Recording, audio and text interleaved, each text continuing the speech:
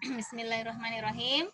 Kita lanjutkan pembahasan kita yang tadi ya, karena terjeda oleh waktu, kita tadi terbatas oleh waktu. Kita lanjutkan berikutnya, tadi sudah sampai di hukum Newton yang kedua, sudah sampai di contoh soal.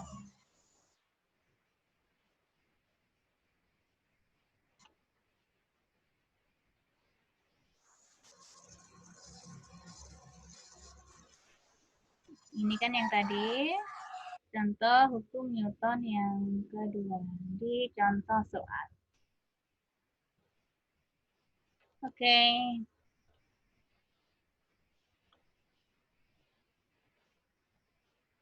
Nah, ini tadi. Contohnya tadi diketahui batu bata 10 kg akan digeser oleh Yanto dan Dimas dengan gaya masing-masing 40 Newton dan 80 Newton. Jika gaya gesek yang bekerja adalah 20 Newton, tentukan A.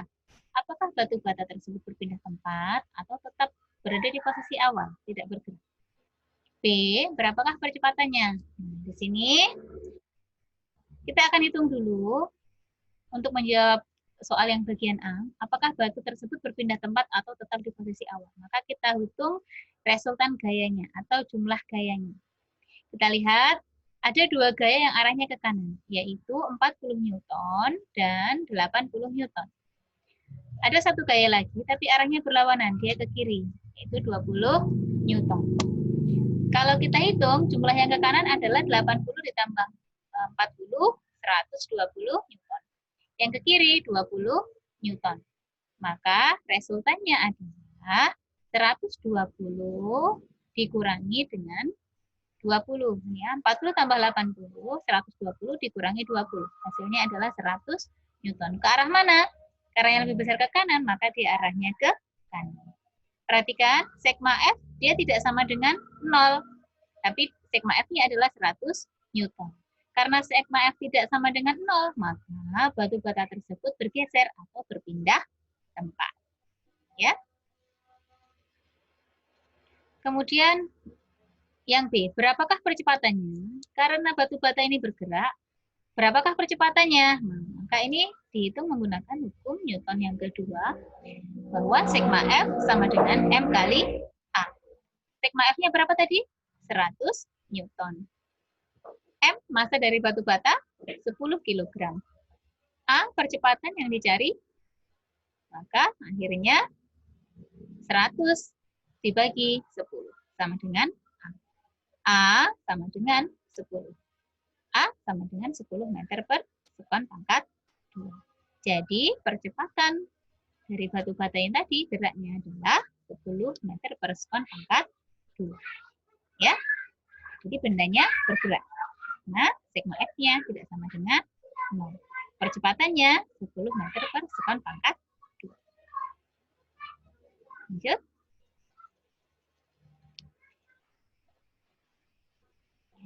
Diketahui sebuah balok, ini lebih lengkapnya, diketahui sebuah balok masanya 6 kg, digeser dengan gaya 30 Newton.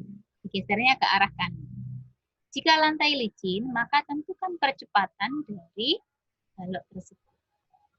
Maka di sini kita perhatikan dulu, gayanya ini hanya satu, yaitu yang ke kanan, sebesar 30 Newton. Gaya geseknya ada atau tidak? Di sini ada keterangan lantai licin. Karena lantai licin berarti tidak ada gaya gesek. Gaya yang ke kiri tidak ada. Kan gaya gesek dia berlawanan dengan arah gerak benda. Jadi kalau bendanya bergerak ke kanan, berarti gaya geseknya bergerak ke kiri. Tapi ini ada catatan lantai licin. Karena lantai licin berarti gaya geseknya 0. Sehingga gaya yang berpengaruh hanya satu, yaitu yang F sama dengan 30. Berarti kita langsung gunakan ya penyelesaiannya. Diketahui gaya atau F-nya adalah 30 Newton. Ya. Ini karena lantai licin gaya gesek diabaikan. Masanya, massa balok adalah 6 kg. Ditanya percepatan. Jawab F atau sigma F sama dengan M kali A. Masukkan F-nya. F-nya 30 Newton, kita masukkan. M, masanya adalah 6 kg kali A. A sama dengan, berarti 6-nya pindah tempat nih. Di sebelah kanan dia jadi pengali, berarti dia pindah luas jadi pembagi. Maka A sama dengan 30 dibagi 6. Hasilnya A sama dengan 5 meter per sekon pangkat 2. Jadi, percepatan pada balok adalah 5 meter per sekon pangkat 2. IPA selalu menyenangkan. Berikutnya, hukum Newton 3. Bunyi hukum Newton 3 adalah, jika suatu benda memberikan gaya pada benda lain, maka benda yang dikenai gaya akan memberikan gaya yang besarnya sama dengan gaya yang diterima dari benda pertama. Tetapi arahnya berlawan. Seperti apa ini maksudnya? Kalau dirumuskan seperti ini, Newton 3, F aksi sama dengan min F reaksi. Gaya yang diberikan akan sama dengan gaya yang gaya yang diberikan akan sama dengan gaya yang dikembalikan. Namun dia min karena arahnya berlawan. Seperti apa ini contohnya?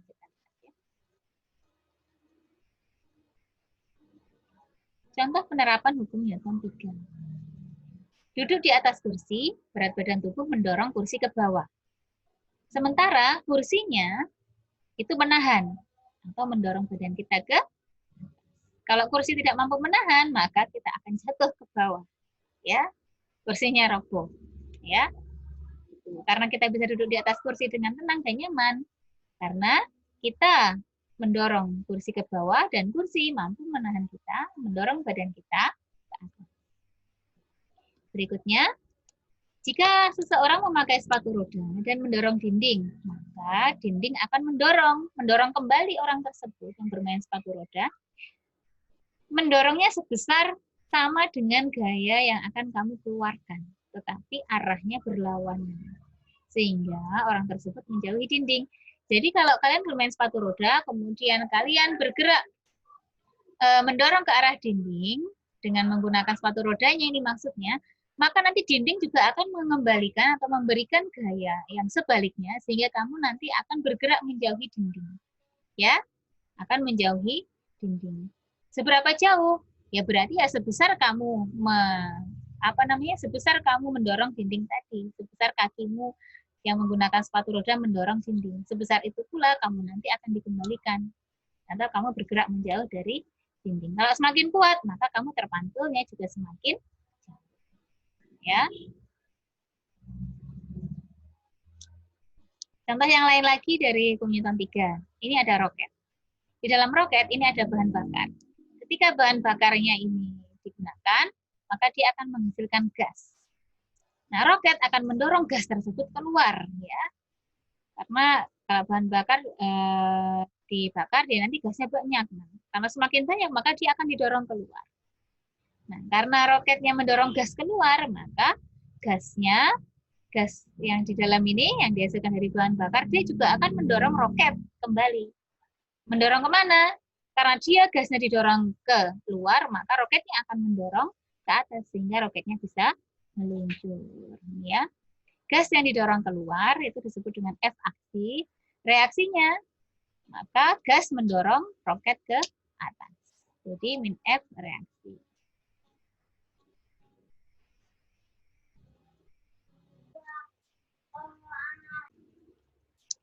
Oke, kita lanjutkan kembali.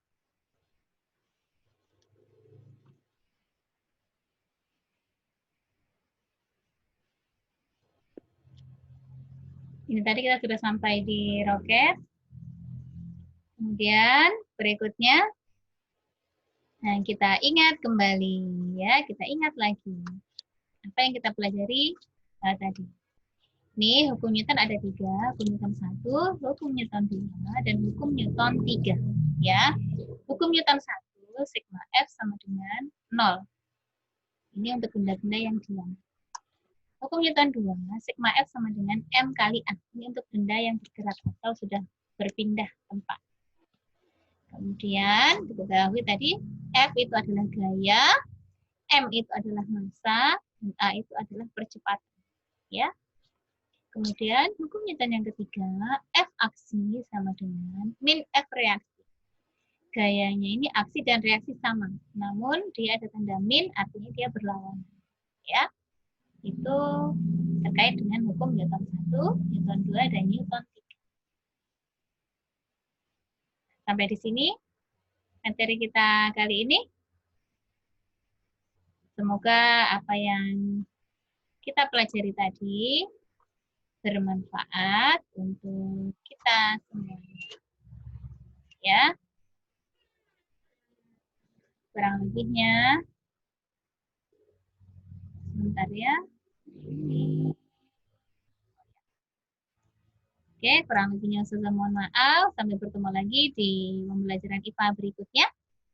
Pokoknya silahkan dibaca, dipelajari kembali. Jika ada hal-hal yang ingin ditanyakan atau kurang jelas, silahkan calling Ustazah. Bisa chat di Classroom, bisa juga chat di WA. Nomor Ustazah ada 082 141 866 147.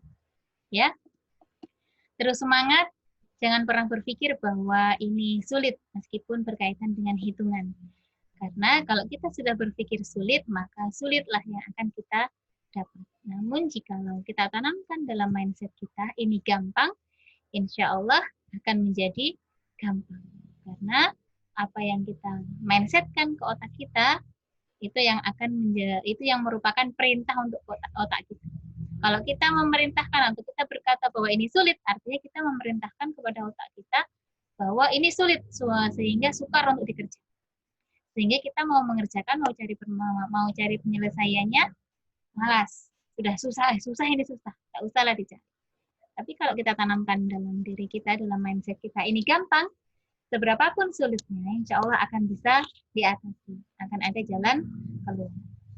Ingatlah bahwa ketika kita bersusah payah menuntut ilmu, maka nanti Allah sudah menjanjikan derajat untuk mereka yang beriman dan berilmu. Ya, Allah akan meninggikan derajat orang-orang yang beriman dan berilmu dengan beberapa derajat. Oleh karena itu, tetap semangat untuk menuntut ilmu, bisa memberikan hal yang terbaik untuk sesama. Terima kasih, saya akhiri. Wabillahi taufiq wal hidayah. Wassalamualaikum warahmatullahi wabarakatuh. Sampai bertemu lagi.